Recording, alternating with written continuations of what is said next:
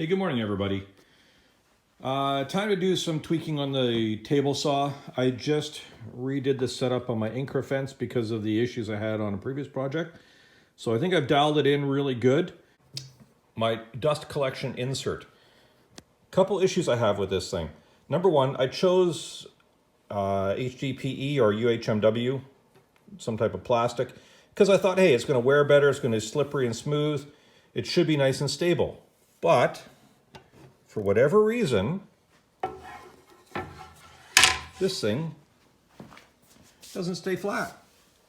If you look here, you can see underneath, and if I push down, it flattens out.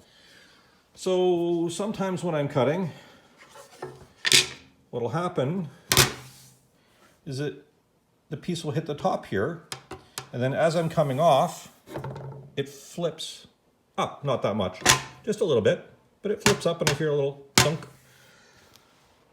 Not enthused about that. The other thing is, the gentleman who does Hooked on Wood has a really neat insert that he made. Makes a good point about having some dust collection on this area, close where the blade is, to suck dust into here. I'm going to look at that type of thing. I just cleaned out the inside of the table saw. It's pretty darn clean in there. Just took an air hose while the dust collector was running and blasted that as much as I could. But I'm going to add some holes onto here and see how that does. And I might add some holes in the back and see if reliefing that a little bit helps it to stay flatter.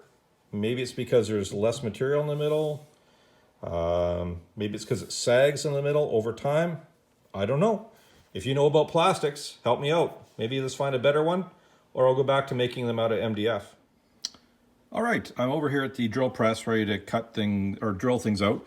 I'm using a 7/8 inch bit. That's about the right size for my fingers and seems to provide some decent flow.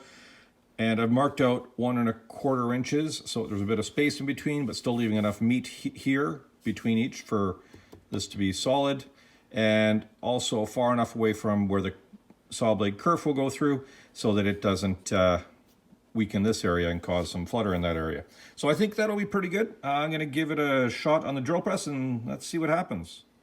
So one hole is done. One thing to remember when, especially using a Forstner bit, which is probably the wrong thing to use, into this type of plastic is to go very slow and don't let the bit heat up.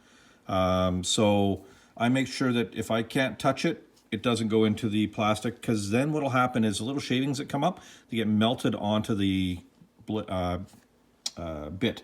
So go slow, take it easy, lots of time. I only go, maybe about that far, pull it up, let it cool off, take the shavings off. When I've tried to just power through it, it's just ended up to be a mess and dulled the bit, had to sharpen it. Wasn't a lot of fun on that. So go slow, take your time when using a bit like that on plastic, even if you should. Okay, a few minutes on the drill press and a little chamfer with the router turned out nice. Hopefully this is going to give me a little bit better dust collection, especially in combination with the brushes and these little guys on the overarm blade guard, or when I can't, and I'm making very fine cuts, we're getting that sort of blow off to the left side of the blade there. That'll suck it down a little bit better, maybe a little bit less spray into the area. Maybe not the big stuff, but maybe the fine stuff will be delicate enough to get sucked in. I'm probably going to go underneath the table saw and block up some of that area up there. See how that goes. Anyways, I'll give it a go for a while and see what happens.